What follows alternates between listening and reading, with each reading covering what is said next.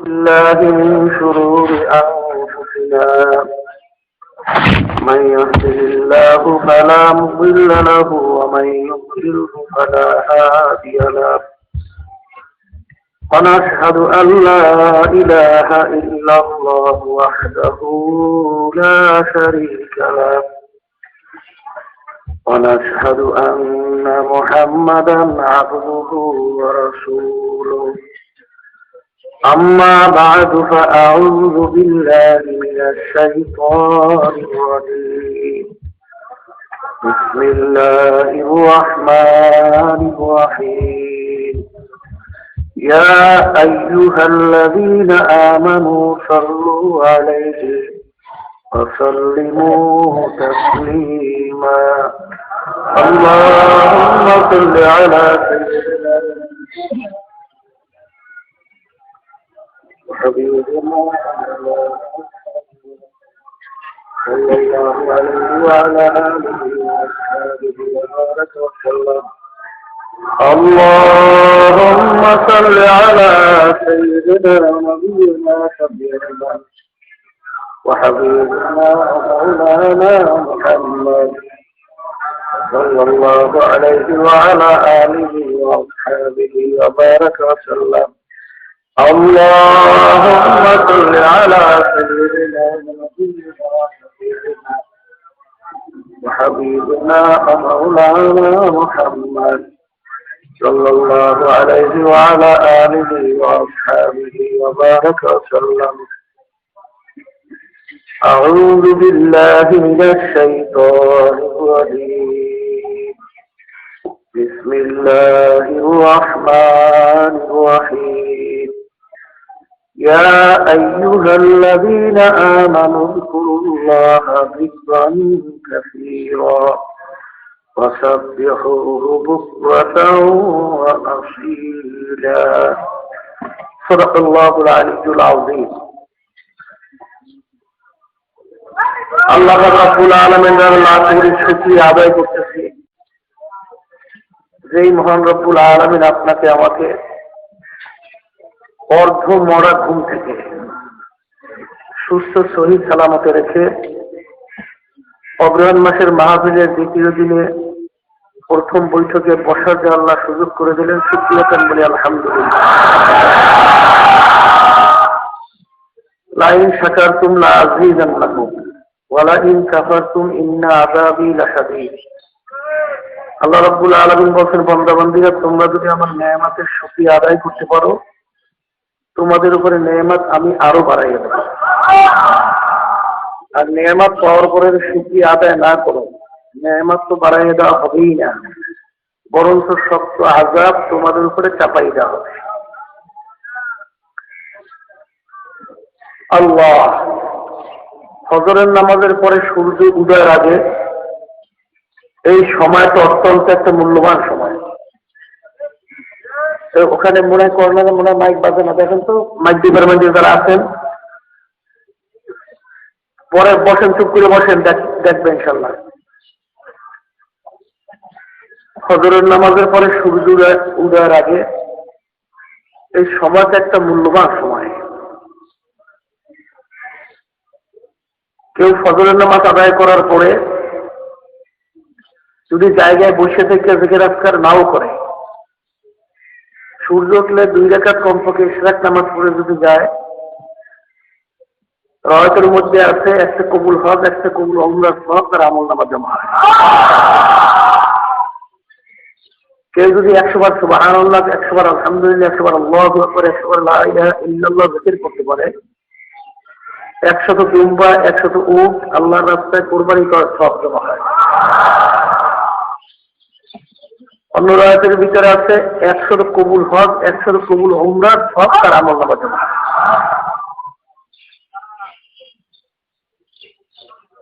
অন্য সময় যেই কথাগুলো বললে গুনাহ হয় না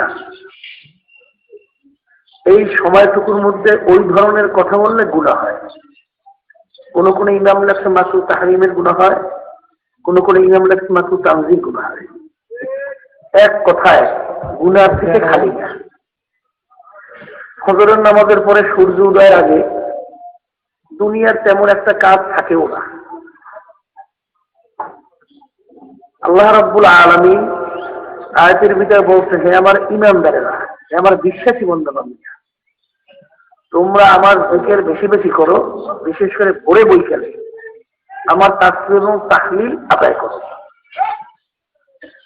এখানে আল্লাহ রাব্বুল আলামিন কিন্তু কোনো পীরের মুরিদকে ভিন্নভাবে বলেন নাই, কোনো আলেমকে ভিন্নভাবে বলেন নাই, কোনো ইমাম সাহেবদেরকে ভিন্নভাবে বলেন নাই। যারা ঈমান আছে, যারাই মুমিন, তাদেরকে আল্লাহ রাব্বুল আলামিন বলছেন তোমরা আমার জিকির বেশি বেশি পরিমাণে করো, বিশেষ করে ভোরে এবং বৈকালে দুইটা সময় আমার তাসবিহ এবং তাহলিল আদায় করো। কিন্তু দেখা যায় বর্তমানে আলহামদুলিল্লাহ যারা একটু পীরের মুরিদ হয়েছে তারাই দেখা যায় ভোরে বৈকালে বসে আল্লাহর জিকির করে। কিন্তু যারা পীরের মুরিদ হয় নাই, মনে হয় যেন তাদের কার্যক্রম চালচলন কথাবার্তায় কিন্তু তাদের মনে হয় জিকির আজকার লাগে না। তাহলে বুঝা গেল জিকির কিন্তু কোনো ভিন্ন দলের না, এরকম সন্ধ্যাকে কথা আসবে। ওদের কি হয়েছে ভাই জান? আল্লাহ জিকির হলো ধর্মের মূল। জিকির একটা আল্লাহর মহামূল্যবান সম্পদ। কিন্তু অনেকে আমরা জিকির করি না, করি তো নাই, বরঞ্চ একদল আছে জিকিরের বিরোধিতা না করলে মনে হয় পেটের ভাত হজম হয় না। ওদিকে সমাজের ভিতরে গান বাজনা, ইসলাম বিদ্বেষী এনজিওদের মাধ্যমে ঘরে ঘরে আজকে সুদ ঢুকে গেছে। বিভিন্ন ধরনের ইসলামের বিরুদ্ধে ষড়যন্ত্র চলছে। এইটা বন্ধ করার কোনো চিন্তা আলোচনা তারা নাই। তাদের চিন্তা দেখা যায় যে আল্লাহর জিকির কিভাবে বন্ধ করবে, এর জন্য মনে হয় যেন পাগল হয়ে গেছে। এখানে আল্লাহ রাব্বুল আলামিন বেশি বেশি জিকির করতে বলছে, কিন্তু কোনো সীমানা বলেন নাই যে এই পরিমাণ জিকির করলে বেশি হবে। আল্লাহ রাসূল সাল্লাল্লাহু আলাইহি ওয়াসাল্লাম একটা সীমানা বাতাইছে, আকসিরু যিকরাল্লাহি হাত্তা ইয়াকুলু মাজনুন। হে আমার উম্মতের, তোমরা এই পরিমাণ বেশি আল্লাহর জিকির করো, দুনিয়াদার ফাসেক ফুজ্জার এরা তোমাদের দেখে যেন পাগল করে। আল্লামা জাকারিয়া সাহেব রাহমাতুল্লাহি আলাইহি ফাযাইলে আমানের মধ্যে জিকিরের চ্যাপ্টার অধ্যায় বিচার দেখবেন, তিনি বলছেন যে এই হাদিসের দ্বারা বোঝা যায় জিকির করা লাগবে একটু জোরে, করা লাগবে বেশি বেশি। আর তুমি যদি জোরে একটু জিকির না করো, তোমার জিকির ফাসেক ফুজ্জার শুনবেও না, পাগলও বলতে পারবে না। আর বেশি জিকির না করলে তোমাকে পাগল বলতে পারবে না। অন্য হাদিসের ভিতরে আল্লাহ রাসূল সাল্লাল্লাহু আলাইহি ওয়াসাল্লাম বলেন, লা ইয়াযালু লিসানুকা রাতবাম মিন যিকরিল্লাহ। হে আমার উম্মতেরা, তোমাদের জিহ্বাখানে এক মুহূর্তের জন্য আল্লাহর জিকির ছাড়া খালি রেখো না। তাহলে আল্লাহ রাব্বুল আলামিন বেশি বেশি জিকির করতে বলছেন। আল্লাহ রাসূল সাল্লাল্লাহু আলাইহি ওয়াসাল্লাম এক মুহূর্ত জিহ্বাখানে আল্লাহর জিকির ছাড়া খালি রাখতে মানা করছেন। এরপরও দেখবেন এমন কোন আল্লাহর ওলি দুনিয়া থেকে যায় নাই যারা বেশি বেশি আল্লাহ রাব্বুল আলামিনের জিকির করে নাই।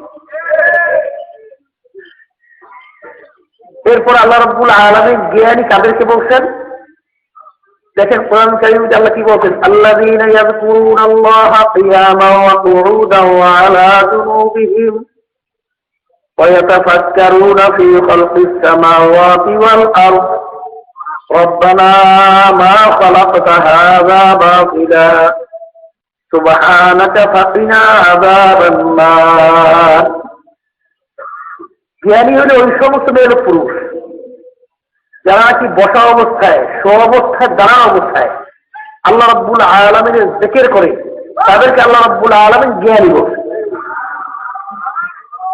মানুষ কিন্তু তিন অবস্থার বাইরে খালিও থাকে না, হয়তো কেউ বসে থাকবে, অথবা হাঁটলেও দাঁড়াই হাঁটবে, অথবা শুয়ে থাকবে।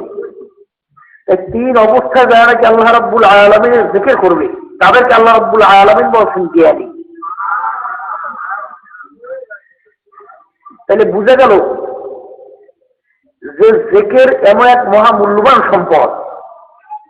এরপর আল্লাহ রাসূল সাল্লাল্লাহু আলাইহি ওয়াসাল্লাম বলেন লিকুল্লি শাইইন সিকালাতুন ওয়া সিকালাতুল কুলুবি যিকরুল্লাহ। প্রত্যেকটা জিনিস ময়লা হয়ে গেলে পরিষ্কার করার হাতিয়ার যন্ত্র আছে। তোমাদের কলব গুনার কারণে যে ময়লা জমছে, মরিচার পড়ছে, ওই কলব পরিষ্কার করার ঔষধ হলো আল্লাহ রাব্বুল আলামিনের জিকির। সবাই বলেন সুবহানাল্লাহ। এরপরেও আল্লাহ রাব্বুল আলামিনের জিকিরের মাধ্যমে কি কি উপকার হয়? আল্লামা জাকারিয়া সাহেব রাহমাতুল্লাহি আলাইহি তিনি জিকিরের প্রায় 100-র মতো কোরআন এবং হাদিসের দলিল দিয়ে উপকারিতা বয়ান করছেন। জিকির করলে করলে আল্লাহ রাব্বুল আলামিনের কি কি উপকার হয়, এর ভিতরে একটা উপকারিতা লেখছেন এই, যারা নাকি আল্লাহ রাব্বুল আলামিনের জিকির বেশি বেশি করতে পারবে তাদের আল্লাহর ফজলও করবে মওত ঈমান সহকারে। আর একটা উপকারিতা লেখছেন যারা বেশি বেশি আল্লাহ রাব্বুল আলামিনের জিকির করতে পারবে তাদের আমলনামা কিয়ামতের ময়দানে ডান হাতে পড়বে। আর একটা উপকারিতা লেখছেন এই, যারা বেশি বেশি আল্লাহ রাব্বুল আলামিনের জিকির করতে পারবে তারা কিয়ামতের ময়দানে হাসতে হাসতে মাওলার বেহেশতে চলে যাবে। তাহলে বুঝা গেল আল্লাহ রাব্বুল আলামিনের জিকিরের উপকারিতার কোনো শেষ নাই। এরপরেও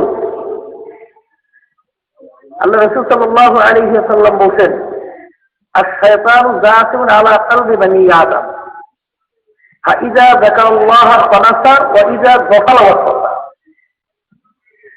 শয়তান প্রত্যেকটা বনি আদমের কলবের ভিতরে মজবুত হয়ে বসে থাকে। যেই আল্লাহর বান্দা-বান্দী আল্লাহ রাব্বুল আলামিনের জিকির শুরু করে দেয়, ওই কলবের ভিতরে শয়তান থাকতে পারে না, শয়তান ওই কলব থেকে দূর হয়ে যায়। তাইলে কলব থেকে শয়তান দূর করার ঔষধ কি? আল্লাহ রাব্বুল আলামিন।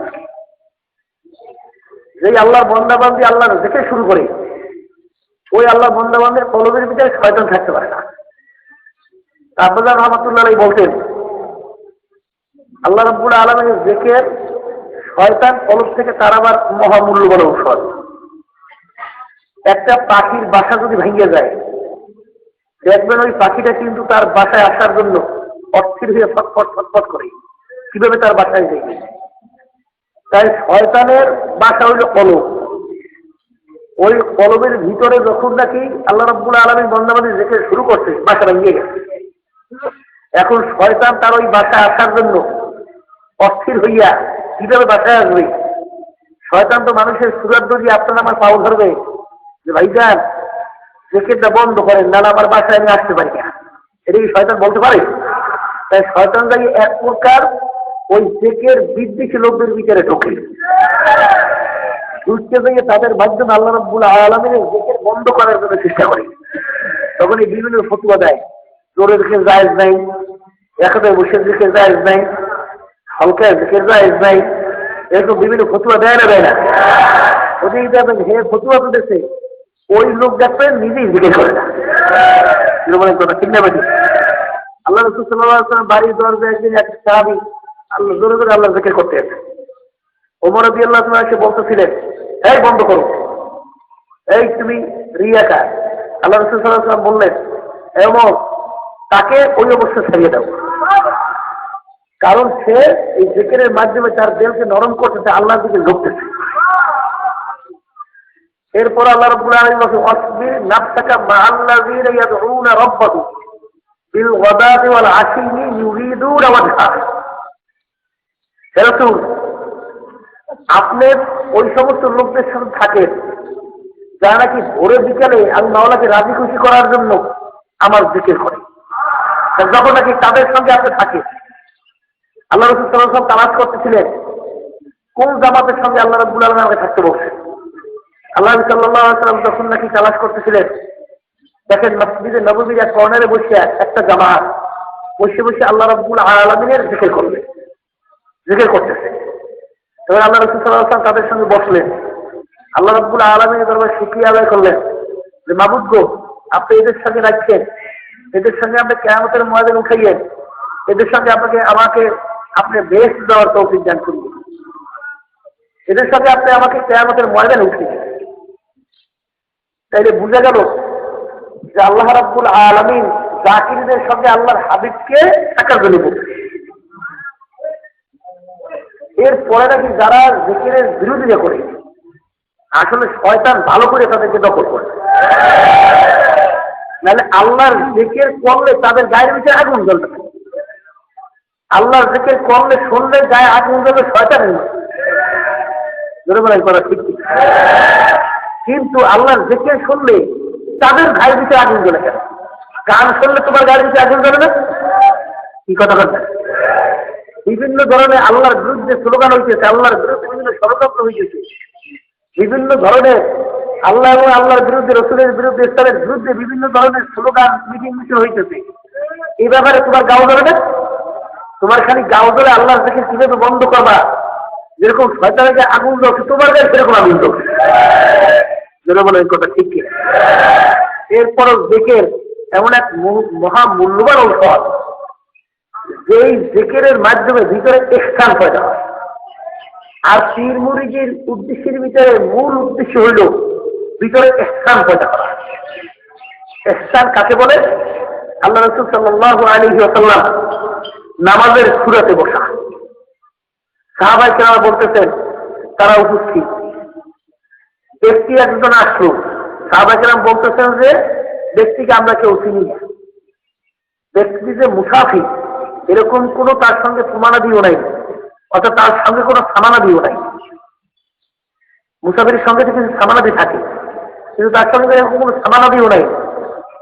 আমরা কেউ চিনি না, ব্যক্তি আসে সরাসরি দিয়া আল্লাহ রাসূল সাল্লাল্লাহু আলাইহি ওয়াসাল্লাম তার হাঁটু মোবারকের সঙ্গে হাঁটু মোবারক মিশিয়ে বসে। সাহাবায়ে কেরাম তাকাই আছে। আগন্তুক ব্যক্তি আসিয়া আল্লাহর হাবিবকে তিনটা প্রশ্ন করলেন। তিনটা প্রশ্নের ভিতরে একটা প্রশ্ন, মাল ইহসান ইয়া রাসূলুল্লাহ, হুজুর ইহসান কাকে বলে? তখন আল্লাহ রাসূল সাল্লাল্লাহু আলাইহি ওয়াসাল্লাম উত্তর দিলেন, আনতা আবুদাল্লাহ কাআন্নাকা তারাহু ফাইন লাম তাকুন তারাহু ফাইন্নাহু ইয়ারাক। তোমরা মাওলার ইবাদত এমন ভাবে করো গোয়াকে মনে হয় যেন তোমরা মাওলাকে দেখতে আছো। ওই পরিমাণ অবস্থা যদি তোমাদের ভিতরে তৈরি না হয়, অন্তত এতটুকু খেয়াল করো, যদিও নাকি আমার মাওলাকে আমি দেখি না, আমার মাওলা তো আমাকে দেখে। তাহলে বাবা বুঝা গেল ইবাদতের ভিতরে অবস্থা দুইটা, হয়তো আমার মাওলাকে দেখতেছি অথবা মাওলা আমাকে দেখতেছে। এই দুই অবস্থার বাইরে কোনো ইবাদত কবুল হবে না। আর এই অবস্থা ভিতরে পয়দা হয় যে আল্লাহর বান্দা বান্দি আমার মাওলার জিকির বেশি বেশি করে, তাদের আল্লাহর ফজল করবে ইহসান ভিতরে পয়দা হয়। বাবার এই জন্য আল্লাহর কুতুবেরা রশিদ আহমদ গঙ্গি রহমাতুল্লাহ আলাইহি, আল্লাহু আকবার, উজানি কারি ব্যাংক রহমাতুল্লাহ আলাইহি, ইসহাক সাহেব রহমাতুল্লাহ আলাইহি, ফজলুল করিম কুতুবুল আলম রহমাতুল্লাহ আলাইহি, আমার দাদা রহমাতুল্লাহ আলাইহি কথা আব্বাদের উল্লেখ করে বলতেন, বাবা আমাদের কথা অনুযায়ী একটু নিয়ম অনুযায়ী এই তরিকার ঔষধ মাওলার জিকির তুই টাইম একটু করিয়ে দেখো বাবা, দেখবা যদি কোনো পরিবর্তন না আসে আমাদেরকে গালি দিও।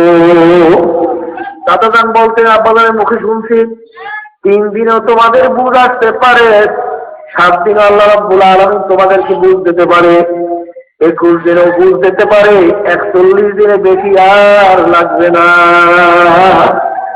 দাদাজান রহমাতুল্লাহি আলাইহির কাছে এক মক্খর আসছিল মুরিদ হওয়ার জন্য। তখন বলতেছে, হুজুর আমি সমস্ত ইবাদতের ভিতরে লিপ্ত থাকতে পারবো, সব আদায় করতে পারবো, কিন্তু হুজুর আমি মদ ছাড়তে পারবো না। তখন দাদাজান বলছিলেন, বাবা মদ হইল হারাম, বাবার মদ ছাড়াই লাগবে। তখন সেই ব্যক্তি বলে, হুজুর আমি ভালোভাবে চিন্তা করে দেখলাম আমি মদ ছাড়তে পারবো না। এই কথা বলার পরে দাদাজান বলতেছেন, বাবা মদ ছাড়াই লাগবে। ওই লোকটা ছিল দাদাজানের কাছে মুরিদ হওয়ার জন্য, উচ্চে যখন রওনা করলো তখন মাওলার কাছে বলে, মাবুদ গো, তুমি এই বন্দাকে হেদায়েত করবা না, তাহলে তুমি আমার কাছে কেন নিয়ে আসলা? তখন ডাক দেবো, আল্লাহ বন্ধা এদিকে আসো। আসার পরে কাল, বাবা তুমি কি 2 বেলায় মাওলার দিকে ঠিক মতো করতে পারবা কিনা, এবং নামাজ ঠিক মতো পড়তে পারবা? বলে, আমি হুজুর নামাজও পড়তে পারবো এবং যেই সবক দেবেন সব সবক আদায় করতে পারবো, কিন্তু হুজুর আমি মদ থাকতে পারবো না। তখন আল্লাহ বলে, আল্লাহর বান্দা যাও, তুমি 2 বেলাকে এই নিয়ম অনুযায়ী মাওলার দিকে একটু করিও।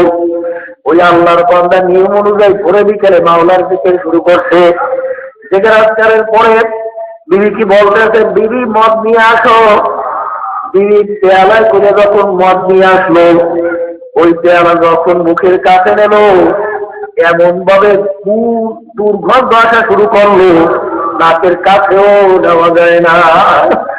তখন তো মুখের মতো দিয়ে বলে, বিবি তুমি কি লক্ষ্য করো না বাচ্চাদের পায়খানা প্রসাদ কিভাবে পেয়ালার ভিতরে লাগলো?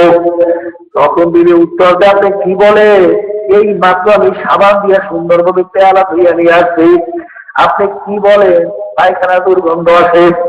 ভালো করে তাকাইয়া দেখে যে পেয়ালার ভিতরে কোনো জায়গায় দুর্গন্ধ বা কোনো ময়লার চিহ্ন দেখা যায় না, কিন্তু যখন আবার কাছে মুখের কাছে নিল, দেখে আরো কটা দুর্গন্ধ আসতে আছে। তখন 2 চোখের পানি ছাড়িয়ে দিয়ে কান্দা বলে, বাবু তুমি আমাকে মদ খাইতে দিবা না। এইটা বললে একটা পাতা দিয়ে পেয়ালা ভাঙিয়ে ফেলবো। এখন 2 চোখের বাড়ি ফালাইয়া কান্দে, বাবু গো, আল্লাহ তুমি আমাকে মদ থেকে পরিত্রাণ দান করলা। বাবারে, এই জিকিরের মাধ্যমে ভিতরে ইহসান পয়দা হয়, আর এই পীর মুরিদের মূল উদ্দেশ্য হলো ভিতরে ইহসান পয়দা করা। আল্লাহ আল্লাহ, বাবারে যার ভিতরে আল্লাহর ফজল করবে ইহসান পয়দা হয়ে গেছে। একটা আল্লাহর ফজল করবে, তার নামাজ কত সুন্দর, তার ইবাদত কত সুন্দর, তার জাহের আমলের চেয়ে বাতিনি আমল আরো সুন্দর। কারণ কি, অনেকে দেখা যায় যখন নাকি প্রকাশ্যে সূরা তেলাওয়াত করে, যখন নাকি প্রকাশ্যে নামাজের ভিতরে সূরা পড়ে, তখন কত সুন্দর টাইনা টাইনা সূরা মাখরাত আদায় করিয়া, বিভিন্ন মত আদায় করিয়া সূরা তেলাওয়াত করে। কিন্তু যখন গোপনে নিজে নিজে কিরাত পড়ে, তখন তো দুনিয়ার কোনো মানুষ শোনে না। তখন যে কি কিরাত পড়লো, কিভাবে তাসবিহ আদায় করলো, আর যখন মানুষ শোনে কত সুন্দর ভাবে কিরাত এবং তাসবিহ আদায় করে, তাহলে বুঝা গেল তুমি নামাজ পড়লা, কিরাত পড়লা মানুষকে দেখাবার জন্য, আমার মাওলাকে দেখাবার জন্য তুমি কিরাত পড়ো না। বাবারে, যার ভিতরে আল্লাহর ফজল করবে ইহসান পয়দা হইয়া যাইবে, তার বাহ্যিক কিরাতের চেয়েও যখন একা একা কিরাত করবে, তখন কিরাত আরো সুন্দর হবে। কারণ দুনিয়ার কোন মানুষ শোনে না, দেখে না, একমাত্র আমার মাওলা শুনতে আসে।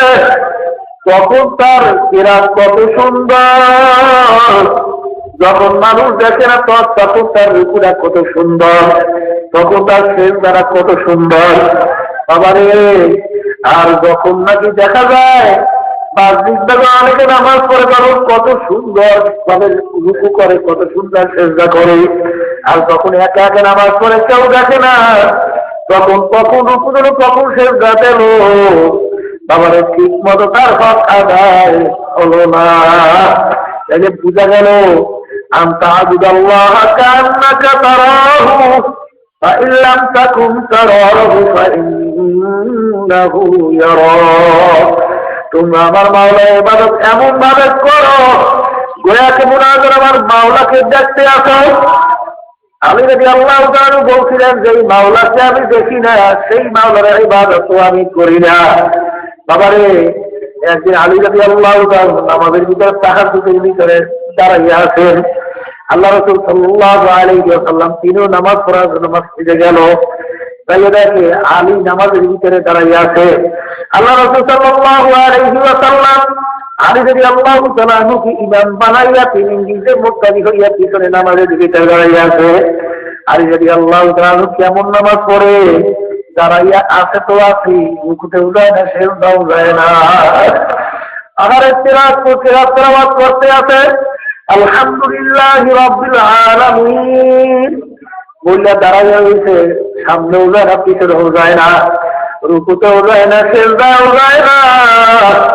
আল্লাহ রাসূল সাল্লাল্লাহু আলাইহি ওয়াসাল্লাম পিছনের নামাজের নিয়ত বাজে ছাড়তেও পারে না। আল্লাহ আল্লাহ বাবারে, তবে তাদের হইবে হইবে সূরা কেরাত পড়িয়া কালাম ফিরাইয়া পিছনে তাকাইয়া দেখে মুহাম্মাদুর রাসূলুল্লাহ সাল্লাল্লাহু আলাইহি ওয়াসাল্লাম পিছনে বসা। দেখি আলী রাদিয়াল্লাহু তাআলা সরকার করে কাজ শুরু করলো। আল্লাহ হাবিব দমকে শুরু বলল, আলী ও আলী, তোমরা তোমাকে শিক্ষা দেব না। আলী নামাজের ভিতরে দাঁড়াইয়া রুকুতেও যাও না, সেজদাও যাও না, এরকম আমার তোমাকে কে শিক্ষা দেব? আলী আল্লাহ সরকার করে কাঁপতে আছে। জিবরাইল আলাইহিস সালাম এসে উপস্থিত হয়ে গেল। জিবরাইল আলাইহিস সালাম এসে বলেন, ইয়া রাসূলুল্লাহ, ইয়া হাবিবাল্লাহ, এই ছেলেটাকে মাওলা ধমক দিতে মানা করছে। আলীর কোন দোষ না, আলীর কোন দোষ না,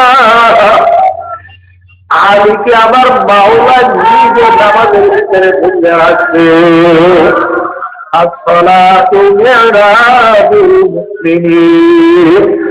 নামাজ হল বন্দাবাদী মাওলার ভিতরে দেখা সাক্ষাৎ কথোপকথনের মাধ্যম। তারপরে আল্লাহ ইমাম আবু হানিফা রাহমাতুল্লাহি আলাইহি একদিন নামাজের ভিতরে তাহাজ্জুদে দাঁড়াইয়া আছে। যখন তার সামনে আয়াত চলে আসলো,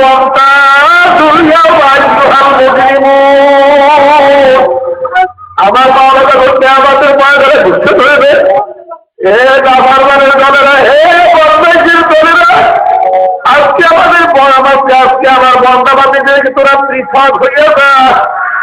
আল্লাহু আকবার। যখন তার সামনে চলে আসতো, এমন ভাবে তার শরীরের ভিতরে কম্প শুরু হইয়া গেল। কিয়ামতের মাঠে আমার মাওলা যখন ঘোষণা করবে যে ও নাফরমানের দলেরা আমার বন্দাবাদীকে দিলে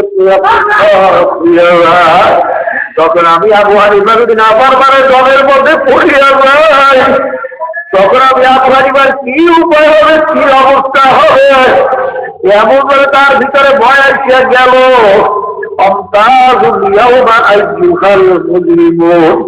বারবার আয়াত তেলাওয়াত করে, বারবার আয়াত তেলাওয়াত করে, ঘন্টার পর ঘন্টা লাই রহমাতুল্লাহ রুকুতে যাইতে পারে না, সেজদাও যাইতে পারে না। বাবারে, তুমি আর আমি নামাজ পড়ি, তারাও তো নামাজ পড়ছে, তোমার আমার ভিতরে খেয়াল নাই, আমার মাওলার দিকে চাইয়া আছে। আর বাবারে, কি মুরিদ উদ্দেশ্য একটার ভিতরে পয়দা করায় আল্লাহ আল্লাহ আল্লাহ। এক ঈর্ষা বলে এক পোকা মুরিদকে বড় মহাব্বত করত। আল্লাহ অন্যান্য মুরিদরা বলা বলে শুরু করলো, হুজুর এই পোকাটাকে এত কেন মহাব্বত করে? হুজুরের কাছে তখন এই কথা পৌঁছলো। হুজুর একদিন মুরিদদেরকে ডাকতে বললো, যাও এই একটা মোরগ বা মুরগি নিয়ে যাও। একটা ছুরি হাতে দিয়ে বললো, এমন জায়গায় গেলে মুরগি বা মোরগ জবাই করবা, কেউ যেন না দেখে। হুজুরের কথা মানার জন্য কেউ চলে গেল গভীর জঙ্গলের ভিতরে অন্ধকারের মধ্যে, কেউ চলে গেল ঘরের ভিতরে পর্দা দিয়ে গোপনে মুরগি বা মোরগ জবাই করলো, কেউ পানির নিচে ঢুকিয়ে মুরগি বা মোরগ জবাই করলো, কেউ বা গর্ত বুঝে মাটির নিচে যাইয়া মুরগি মোরগ জবাই করলো। সবাই গোপনে যাইয়া মুরগি বা মোরগ জবাই করলো, কেউ দেখে নাই। সবাই মুরগি বা মোরগ জবাই করে হুজুরের সামনে নিয়ে আসলো। আর ওই পোকা মুরিদ জ্যান্ত বা মোরগ বা মুরগি নিয়া হুজুরের সামনে কাঁপতে কাঁপতে এসে উপস্থিত হইয়া গেল। অন্যান্য মুরিদরা বলা হলো, দেখছো পোকাকে হুজুর কেন মহাব্বত করে? হুজুরে একটা হুকুম পালন করতে পারে না। তখন হুজুর ওই বোকাকে একটু ধমক দিয়া বললো, ও বোকা, তুমি আমার কথা কেন মানলা না? সবাই আমার কথা মানলো। তখন ওই বোকা মরিচ দু চোখের পানি ফালাইয়া সরকার খুঁজে কাপে আর বলে, হুজুর হুজুর আপনি হুকুম করছে এমন জায়গায় মুরগি বা মোরগ জবাই করবা, কেউ যেন না দেখে। হুজুর আমি সারা রাত্র ঘুমাইতে পারি নাই, পাগলের মতো জঙ্গলের দিকে দৌড়েছি। হুজুর আমার জানা মতে এমন কোন গোপন জায়গা নাই যেই জায়গা আমি দৌড়াই নাই। হুজুর আমি জঙ্গলের ভিতরে যখন মুরগি জবাই করা শুরু করলাম, হুজুর আপনি শর্ত লাগাইছে এমন জায়গায় মুরগি বা মোরগ জবাই করবা, কেউ যেন না দেখে। হুজুর আমি যখন মুরগি জবাই করা শুরু করলাম, দেখি আমার বাবা বাড়িতে খাইয়া রয়েছে। পানির মধ্যে দেখি আমার বাবা বাড়িতে খাইয়া রয়েছে। হুজুর আমি গোপরে জঙ্গলের মধ্যে দেখি বাংলা বাড়িতে খাইয়া আছে। হুজুর এমন কোন জায়গা নাই সেই জায়গা দেখি আমার মাওলা চাইয়া আছে। হুজুর আপনি শর্ত লাগাইছেন এমন জায়গায় থেকে মুরগি বা মোরগ জবাই করবা, কেউ যেন না দেখে। হুজুর এই জন্য আমি মুরগি জবাই করতে পারি নাই। তখন হুজুর ডাক দিয়ে বলো, ও মুরগিদেরা, আল্লাহ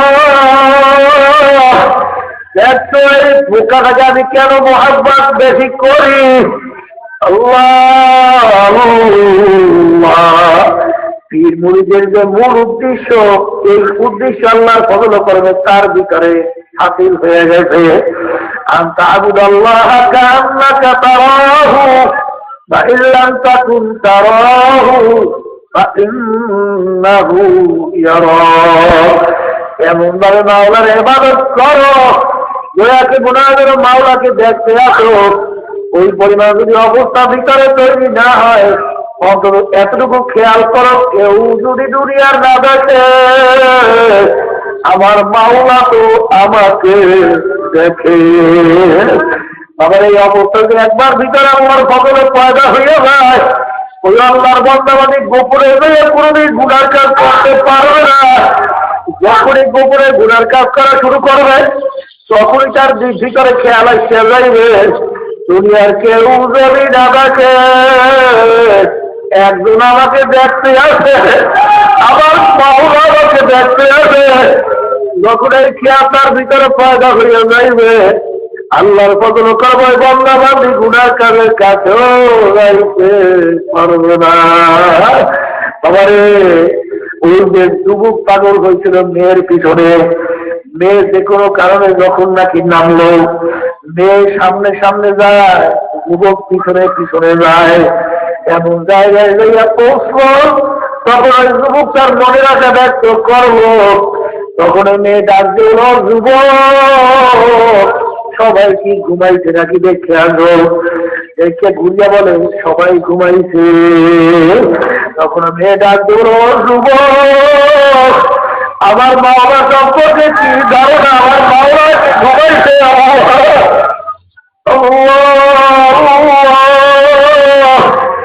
আল্লাহ যখন যে কথা বলল আমার মাওলা কি ঘুমাইছে, তখন ওই যুবকের ভিতরে আমার মাওলার ভয় চলে আসলো যে কেউ যদি না দেখে আমার মাওলা তো আমাকে দেখে। আর অনাহান্নাসা আনিল হাওয়া ফাইনাল জান্নাত হিয়াল মাওয়া। যে আল্লাহর বান্দা বান্দি মাওলার আল্লাহু আকবার, আমার মাওলার ভয় জাহান্নামের ভয়, নিজের নফসকে গুনাহ থেকে ফিরাইয়া রাখবে, ওই আল্লাহর বান্দা বান্দি তার ঠিকানা হবে বেহেশত। বাবারে মাওলার জিকিরের ভিতরে কি যে মজা, তাকে তারা কোনদিন বোঝানো যাবে না। আল্লাহ আল্লাহ আল্লাহ। আল্লামা খাকারি রহমাতুল্লাহ আলাইহি বলছেন, ও দুনিয়ার মানুষ, তোমরা শান্তি তালাশ করো, বেশি বেশি টাকা পয়সা কামাই নিজের শান্তি তালাশ করো, কেউ বা মেম্বারি চেয়ারম্যান এমপি মিনিস্টার হওয়ার মধ্যে শান্তি তালাশ করো, কেউ বা সম্পদ বেশি করার ভিতরে শান্তি তালাশ করো, কেউ বা পীর মুফতি মুহাদ্দিস হওয়ার ভিতরে শান্তি তালাশ করো, কেউ বা সভাপতি সেক্রেটারি হওয়ার ভিতরে শান্তি তালাশ করো। আহারে আমি ঢাকায় দীর্ঘ 30টা বছর পর্যন্ত শান্তি তালাশ করলাম, কোন জিনিসের ভিতরে শান্তি পাওয়া যায়? আমি 30 বছর পরে সিদ্ধান্ত উপনীত হইলাম, আমি যদি আমার মাওলার নামে আমি যে অন্তরে শান্তি পাই। আরে সুলাইমান নবী আলাইহিস সালাম তখন সুলাইমানকে উড়িয়া বাসাই করিয়া কোনদিন এই শান্তি পায় নাই। বাবারে এগুলা কিন্তু বোঝবার জিনিস, এগুলা কিন্তু বোঝাবার জিনিস না। আল্লাহ আল্লাহ আল্লাহ আল্লাহ। বাবারে আমার আব্বা রহমাতুল্লাহ আলাইহি বলতো, বাবারে অত বুদ্ধিমানি চালাকি সব ছাড়িয়ে দাও, নিয়ম অনুযায়ী তরিকার নিয়ম অনুযায়ী পরে বিকেলে বলছে একটু মাওলার জিকির করিয়া দেখো, এর ভিতরে যে মাওলা কি মজা রাখছে, এইটা মাওলার চাকরি যারা তাদেরকে তারা বুঝানো যাবে না। আল্লাহ কোন এক আল্লাহর বান্দা বলতেন আর তামান্না দেওতে রুখসাত হো গই, আব তো আগা আব তো খেলওয়াত আ গই। বাবু গো আমার অন্তরকে সব জিনিস থেকে আমি খালি করছি, আমার অন্তর এখন খালি, তুমি একটু এখন আমার কবরের মধ্যে আসো, একটু আসো।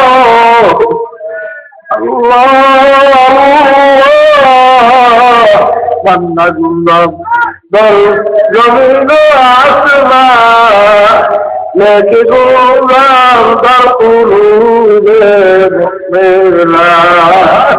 বাবারে আমার মাওলার জায়গা কিন্তু বন্দাবাদের কলবের মধ্যে। এই জন্য আল্লাহর বন্দা বলতে আছে, মাবুদ গো আমার দিলের ভিতরে এখন দুনিয়ার কোনো মহাব্বত নাই, টাকা পয়সার কোনো মহাব্বত নাই, মেম্বারি চেয়ারম্যান এমপির কোনো মহাব্বত নাই, আবুদের সভাপতির সেক্রেটারি কোনো মহাব্বত নাই, আমার দিলের ভিতরে এখন দুনিয়ার কোনো মহাব্বত নাই। আমার দিলকে একমাত্র তোমার জন্য খালি করছি, এখন তুমি একটু আমার কলমের মধ্যে আসো আসো। বাবার একটা চেয়ারের মধ্যে তুমি বসার, যদি একটা লোক কাছে যদি বড় বসে, ততক্ষণ পর্যন্ত তুমি চেয়ারের মধ্যে বসা থাকবা, ততক্ষণ পর্যন্ত কিন্তু ওই চেয়ারে কিন্তু জায়গা হবে না। আর তামান্না দিলসে রুখসাত হো গই, अब तो आगा अब तो খেলওয়াত আ গই। বাবারে মাওলার জিকির করলে কি উপকার হইবে? একদল বাইরে মাওলার জিকির দেখতে পারে না, তারা বলে সুবহানাল্লাহ মানে আল্লাহ পবিত্র। আমি যদি যাও বলি তবু কি আল্লাহ কি অপবিত্র ছিল নাকি? বারবার বলি সুবহানাল্লাহ সুবহানাল্লাহ, মাওলা পবিত্র মাওলা পবিত্র। পুরা চিৎকার বাজিয়ে বলে আমার মাওলা কি অপবিত্র ছিল নাকি? বারবার বারবার যদি বলি আল্লাহ পবিত্র আল্লাহ পবিত্র, এর মাধ্যমে ওরা বুঝায় আমার মাওলা বলতেছে ওটা পাগল হয়ে গেছে, ওটাকে পাঁচটা হসপিটালে পাঠাইয়ে দে। নাউযুবিল্লাহি মিন যালিক। বাবারে এই কথা যদি কেউ বলে তাইলে তার কিন্তু ঈমান থাকবে না। কারণ আল্লাহ রাব্বুল আলামিন বেশি বেশি জিকির করার জন্য বলছেন, আল্লাহর হাবিব বেশি বেশি জিকির করার জন্য বলছেন। বেশি বেশি আল্লাহ রাব্বুল আলামিন জিকির করলে কি হইবে? মান্না গরদাত তাকে আস্তাস বিহেসা লেকে গরদাত তাকে আস্তাস বিহেসা। বাবারে এই জিকিরের মাধ্যমে কি হইবে? তুমি আর আমি যে অপবিত্র মানুষ, বারবার পবিত্র মাওলার নাম নেতে নেতে আল্লাহর ফজল করবে। তুমি আর আমি অপবিত্র মানুষ, আল্লাহর ফজল করবে। তুমি আর আমি পবিত্র নাম বারবার হওয়ার দ্বারা তুমি আর আমি অপবিত্র মানুষ পবিত্র নামের গুণের বরকতে আল্লাহর ফজল করমে পবিত্র হইয়া যাব। এই জন্য বাবারে সর্বনায় আসছেন আল্লাহু আকবার আল্লাহু আকবার, একটু সেকেন্ড নিয়ম অনুযায়ী তরিকার করিয়া দেখেন কি মজা এই সেকেন্ডের ভিতরে মাওলায় রাখছেন। আমার মাওলার যদি সেকেন্ড নিয়ম অনুযায়ী করতে পারেন, আমার আব্বাজান রহমাতুল্লাহ আলাইহি বলতো বাবার একটা জঙ্গলের পাশ থেকে যদি একবার আগুন ধরাইয়া যেতে পারো, বাবারে দেখবা আগুন কিন্তু জঙ্গলের কোনটা কাঁচা গাছ কোনটা পাকা গাছ এইটা কিন্তু তালাশ করিয়া কিন্তু আগুন পড়বে না। আগুন কিন্তু একটা জঙ্গল পড়তে থাকবে, কোথায় কাঁচা আর কোথায় পাকা তার কোনো খেয়াল থাকবে না, মানে হিসাব করিয়া চিন্তা কিন্তু পড়বে না।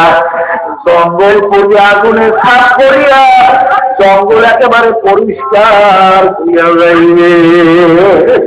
পরে একবার যদি আল্লাহর কদর করবে, মাওলার জিকিরের নূর যদি একবার তোমার আমার সিনার ভিতরে নূর একবার জিকিরের আগুন ধরাইয়া দেওয়া যায়, আল্লাহ কোথায় টাকার মুড়ি কোথায় হিংসা কোথায় রিয়া কোথায় দেড় বলবে কোথায় কি আল্লাহর কদর করবে, ওই জিকিরের আগুনে জিকিরের নূরে আল্লাহর কদর করবে। তোমার আমার সিনা আল্লাহর বদলে খালি করিয়া তোমার আমার সিনা আল্লাহর কদর করবে, একেবারে পরিষ্কার করিয়া দেবে। বাবারে আল্লাহ আল্লাহ, তাই মাওলার জিকির বেশি বেশি করা লাগবে, কারণ আল্লাহ রাব্বুল আলামিনের জিকির যদি না করো এই জিকিরের ভিতরে কি মজা কোনদিন বুঝানো যাবে না। রসগোল্লা এরকম মিষ্টি এরকম স্বাদ, বাবা যতবার যেরকম ভাবে চেষ্টা করো না কেন, যতক্ষণ পর্যন্ত রসগোল্লা মুখের মধ্যে দিয়া না চিবাবা ততক্ষণ পর্যন্ত কোনদিন কিন্তু বুঝানো যাবে না। আল্লাহ আল্লাহ, জাকিরিয়া কিয়ামতের ময়দানে যখন পড়বে তখন আল্লাহু আকবার আসে তারা রোগে মাশার বাতে আবাদ করে আসে তারা যুগতা বাসা কে জমানে ঘরে নি। বাবা কিয়ামতের ময়দানে আমার বাবা আসে করে উঠছে,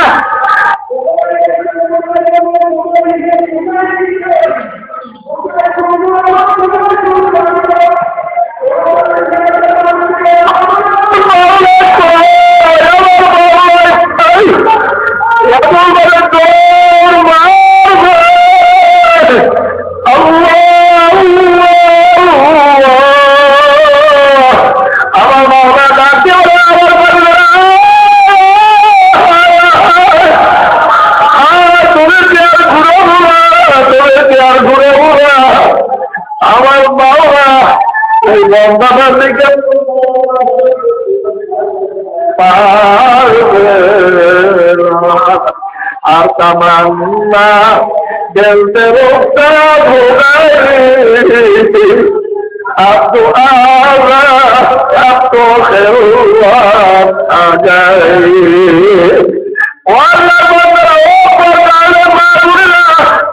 আমার মাওলার থেকে বড়ি বিচারে দিয়ে উঠলে তো করো করো। আমার মাওলার জিকিরের মাধ্যমে ভিতরে ইহসান ফায়দা হয়, আমার মাওলার জিকিরের মাধ্যমে দিলের ভিতর থেকে হিংসা টাকা বড় রিয়াদুল হয়ে যায়।